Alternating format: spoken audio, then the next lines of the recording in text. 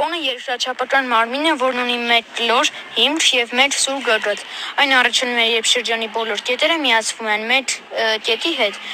Կոնը կարելի է հեշտությամբ ճանաչել, որովհետեւ այն նման է պաղպաղատի վաֆլին կամ տոնական գլխարկին։ Կոնի հիմնական մասերն են հիմքը, որը շրջան է, գագաթը, որ վերևի սուր կետն է, կողային մակերեսը, որը միացնում է հիմքը եւ գագաթը։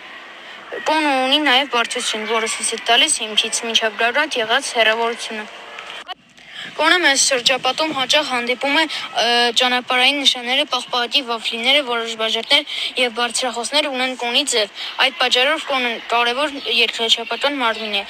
Մաթեմատիկայում կոնի օրհնությամբ սովորում են հաշվել տարբեր մարմինների ծավալն ու մակերեսը։ Կոնը օգտագործվում է նաեւ շինարարության տեխնիկայի եւ արվեստի մեջ, օրինակ շենքերի տանիքները կամ որոշ աշտարակներ պատրաստվում են կոնի ձևով։ Կոնը հետաքրքիր եւ օգտակար երկրաչափական մարմին է, որը մենք կարող ենք տեսնենք ինչպես դասագրքերում, այնպես էլ առօրյա կյանքում։